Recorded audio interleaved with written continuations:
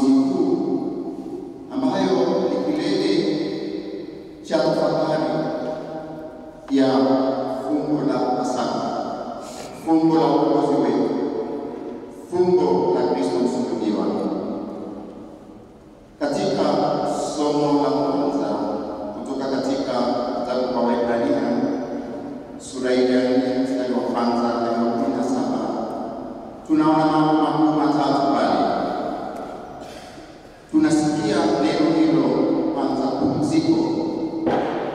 Pumziko kama ahadi ya Mungu, ahadi ya mbingu kwa wanadamu aliyokuja kuwakomboa kwa kifo cha msalaba, kwa kifo cha mateso. Neno hilo pumziko linajitokeza katika Agano la Kale zaidi ya mara 155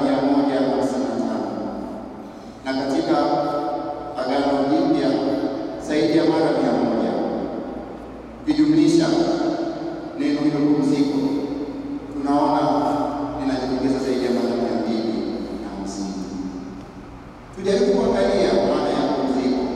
Kuna pumziko la kibinadamu ambalo ni la chini, lakini kuna pumziko la kimungu, pumziko la kimbingu, pumziko la ukombozi. Tafuta aina hiyo ya pumziko la kimungu ambalo linaimarishwa na imani ambayo tunasikia katika somo la Waebrania, ambayo ndio chimbuko la maisha yetu sisi. Tumekuwa katika sinodi ya kwanza ya Katoliki Moshi na tukasikia pia kuhusu imani kama zawadi ya Mungu, imani kama wajibu wetu, imani kama daraja la kutunganisha zaidi na Mungu. Habari njema inatupa sisi kiu ya Mungu, kiu ya kutafuta Mungu ili tuweze kupumzika katika ushindi wake siku wa leo atakapofufua mwanaye Bwana Yesu Kristo. Pumziko hilo kadiri ya maneno ya Nabii Daudi ni sauti ya leo ya ndani inayotuita sisi, mimi na wewe, tuweze kubadilisha mioyo yetu migumu. Katika somo hilo Nabii Daudi anasema, msifanye migumu mioyo yenu, na ule wimbo unaosema msifanye migumu mioyo yenu. Kwa muda wa takribani siku 40 tumeitwa kutafakari hilo, mioyo ya kikuhani, mioyo ya kitawa, mioyo ya familia yote ya Mungu iweze kufanana na moyo wa Mungu. Usifanye migumu mioyo hiyo.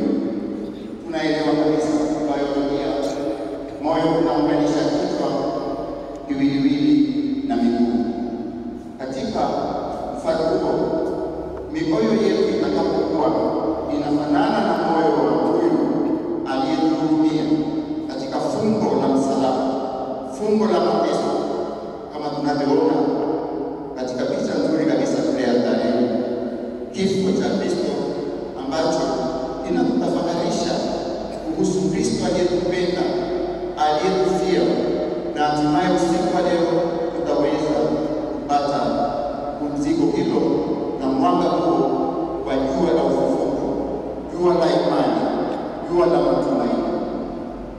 Jumamosi Kuu ina nafasi ya pekee ya kuingia katika moyo wa kanisa, moyo wa kanisa, kufikiri pamoja na kanisa, kukisi pamoja na kanisa, katika sala, katika toba, katika shukrani kwa maisha ya uongozi. Ni kipindi cha kufanya tuamke, kama tulivyosikia neno hilo katika mahubiri ya kale katika nafasi ya Jumamosi Kuu. Tuamke katika kujiwajibisha kiimani, katika kujiwajibisha kimatumaini na mapendo. Tuamke katika maisha yetu ya kila siku. Tuamke kiroho, tuamke kiakili.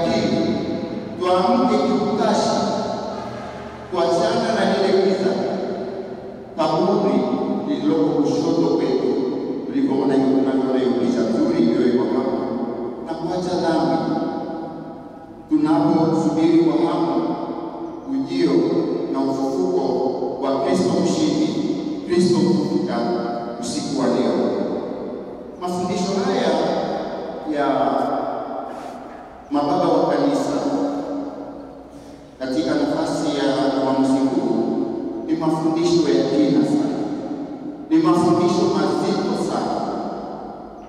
Nafikiri tungekuwa kwa mwaka mzima tunatafakari hili, tunasoma masomo ya tangu kuuza ya siku ya Ijumaa na hasa pia ya leo, tunaweza tukabadili maisha yetu na kuamka kiroho.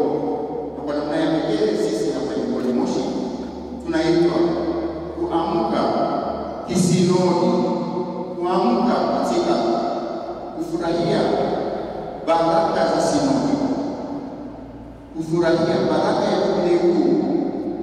Jubilei Kuu, mwaka mtakatifu Jubilei Kuu 2025, mahujaji katika matumaini.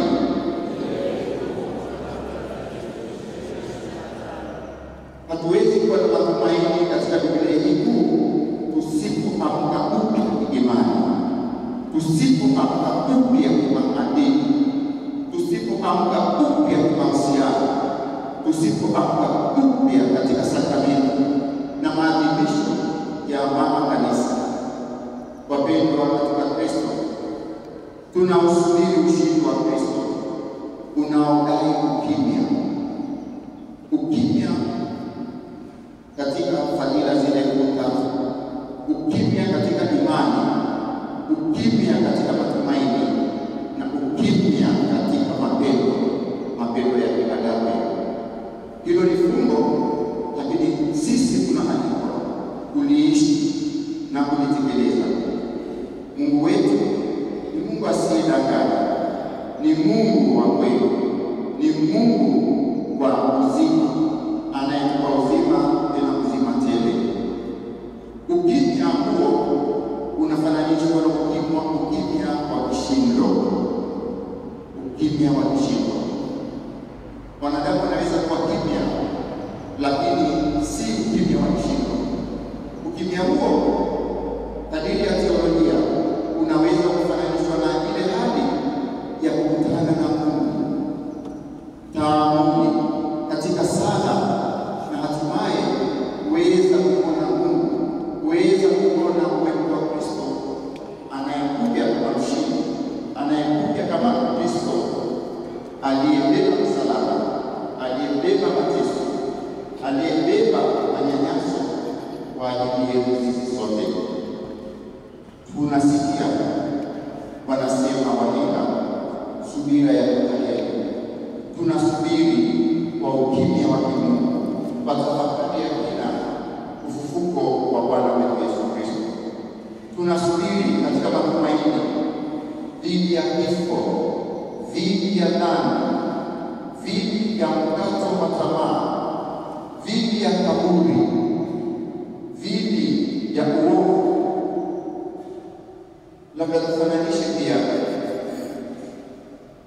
mabadiliko hayo ambayo Mungu katika uumbaji wake kutupa wokovu kwa njia ya msalaba, na lile ambalo tunaliona sisi katika maisha ya kawaida. Ni jambo la muhimu, lakini tunalifananisha mabadiliko hayo. Tunataka kuhusu mabadiliko Jumamosi Kuu, ni mabadiliko ya kimungu. Mabadiliko hayo tunaweza kufananisha na kipepeo. Wengi nafikiri mewahi kuona kipepeo. Ni dhahiri kwamba zamani walikuwepo vipepeo wengi kabla ya mabadiliko ya tabia nchi, kabla ya kuondoka bioanuwai katika maisha na katika uoto wa dunia. Kipepeo anaanza kama yai, alafu baadaye anakuja, anabadilika, anakuwa tunachoitwa kuuza lava, alafu pupa anakuwa kipepeo. Ni mchakato wa mabadiliko. Ungemwona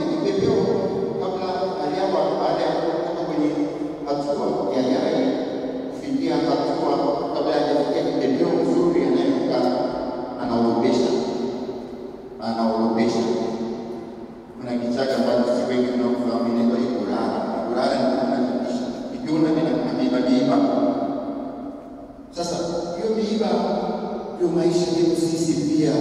Tumezaliwa katika Kristo, lakini pia kutokana na dhambi ya Adamu na Hawa tukawa wadhambi, na katika mabadiliko ambayo Kristo anatupa tunapewa neema ya kuwa wazuri, ya kuwa wema, ya kuwa watakatifu, ya kufanya mabadiliko mazuri kama ilivyopewa katika hali yake ya nne, hali ya tatu ya kupendeza. Hii inaitwa spiritual metamorphosis, spiritual transformation, ambayo mimi na wewe tunaalikwa katika siku hizi tatu kuu, kilele cha uongozi wetu, uweza kuzichukulia katika moyo wetu. Kwa ufupi, tunatafakari kuhusu pumziko, tunatafakari kuhusu kiu ya Mungu katika maisha yetu ya kiimani. Labda tunauliza, Mungu ana kiu gani? Jana katika mateso ya Bwana wetu Yesu Kristo, Injili ya Mtakatifu Yohane sura ya 20 aya ya 18 hadi 42, tumesikia kuhusu pale Kristo aliposema, ninaona kiu. Kiu ya Mungu ni nini? Kiu ya Mungu ni sisi sote tuweze kushirikiana na neema ya msalaba, neema ya uongozi, neema ya huruma ya Mungu, tuweze kujua kiu ya kuweza kujua, kiu ya kuweza kupenda, kiu ya kuweza kutumikia katika miito yetu mbalimbali na wajibu zetu, na kiu ya kwenda kukaa milele mbinguni kama Kristo mshindi, kama Kristo mfufuka. Yote haya yanahitaji mabadiliko ya kina, ushirikiano wa kina katika neema alizotuletea Kristo mteseka, lakini Kristo atakaye kuwa mshindi usiku wa leo. Kama hitimisho basi, Mtakatifu Paulo, balozi wa Kristo kwa mataifa, katika waraka wake kwa Warumi sura ya 6 mstari wa 5 anasema maneno haya, na maneno haya yatuingize zaidi na zaidi katika fungo hili, katika ukimya wa kimungu, ili tuweze kunufaika na ushindi na ufufuko wa Kristo usiku wa leo. Mtakatifu Paulo anasema, maana kama sisi tumeungana naye katika kufa, hivyo hivyo tutaungana naye katika kufananishwa kutoka wafu. Tunajua kuwa utu wetu wa kale ulisulubiwa na Kristo sasa yuko ndani yetu.